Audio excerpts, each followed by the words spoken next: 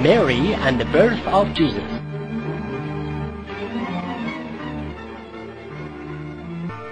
Imran's wife was a faithful and pious woman and had no child. She wished God would bestow upon her an offspring. One day she rose her head and started praying to God. "You great God of the whole universe, I have just made a vow that if you grant me a child, I shall send him to be at your service in Jerusalem." After a short time, great God responded to her request through granting her a daughter who was named Mary.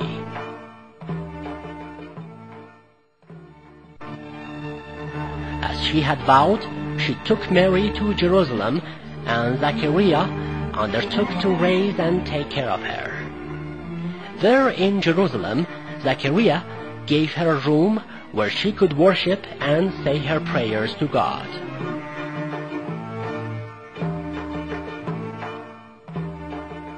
Whenever Zachariah went to her sanctuary, he found some heavenly sustenance there. He asked her, "You, Mary, where did this heavenly food come from?" Mary always answered, "From God, for He provides sustenance for whoever He wishes." God had granted Mary a state of infallibility, as well as a high rank and superiority over the other women of her time. Once, while Mary was busy praying in her sanctuary, Gabriel came down to her. Mary was very much embarrassed, but Gabriel calmed her down and said, "Don't be scared. I'm God's angel, and I have brought you some glad tidings from God. The Almighty will soon grant you a son who shall be respectful in this world and the hereafter, and who will speak immediately after his birth in his cradle." Mary replied, "How is such a thing possible while I'm not married yet?"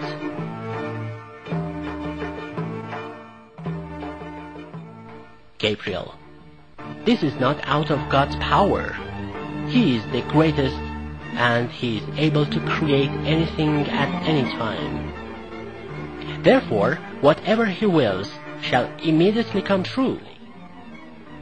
Mary submitted to God's will and waited until there came the time she had to give birth to her child.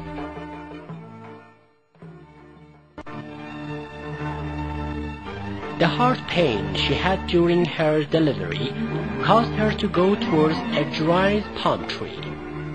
In that desert, she patiently suffered the great pain of delivering her child, and finally she gave birth to a beautiful baby all alone and without any assistance.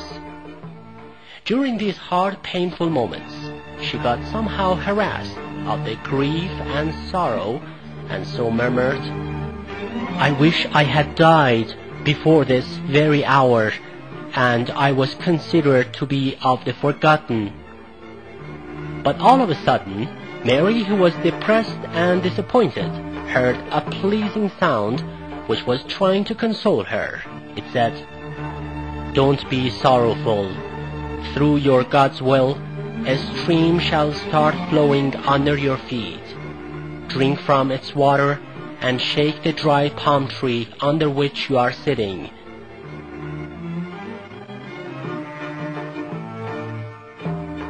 Fresh dates shall then fall down with your God's permission. Eat those dates and be happy, for God is the most merciful.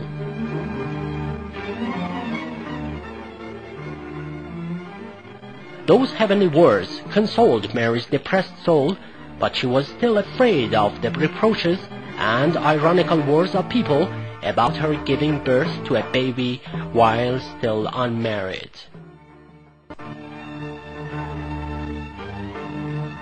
But God again guided and recommended her through a revelation. "If you find anyone reproaching or humiliating you, tell them you have vowed to fast for God, and so you cannot talk to anyone during this period."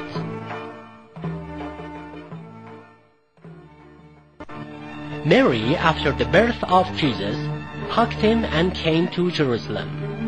But as soon as she entered Jerusalem, Jews noticed Mary and her child and started attributing false and unjust accusations as well as bad names to her.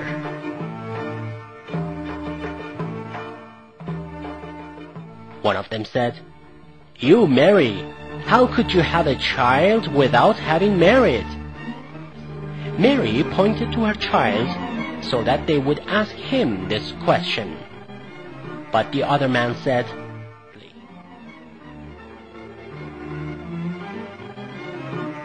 "How can we talk to a baby who is not still able to talk?" "You mean we should talk to a baby who is still in cradle?"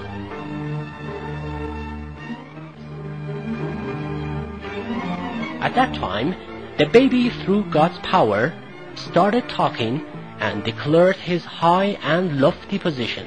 He said, "I am a subject of God. God has granted me to marry and appointed me to be a prophet. The Almighty has blessed me and recommended me to say my prayers. Be charitable and be kind to my mother as long as I shall live."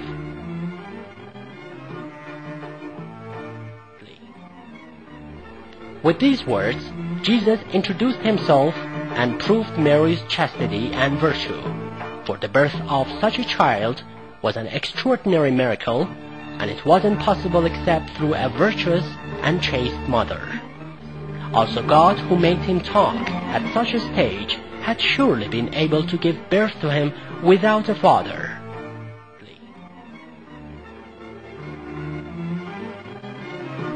Even after hearing these clear statements, which were best proofs in themselves, the Jews did not stop their sarcastic remarks against them and continued with the evil words they used to say about Mary, and so remained in the darkness of their deep ignorance.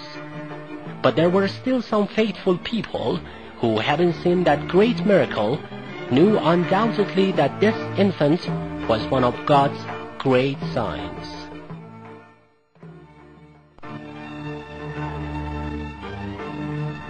Years later, Jews who were quite hostile to Jesus the prophet and Mary decided to kill him.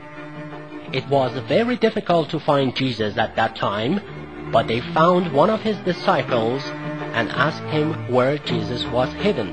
However, they did not get much information out of him.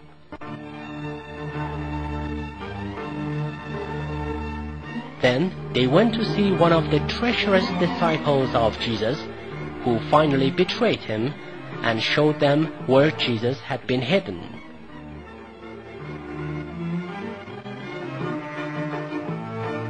The Jews then decided to crucify him, but in God's will and through his great power, Jesus was taken to the sky, and so Jews crucified another man who resembled him quite perfectly.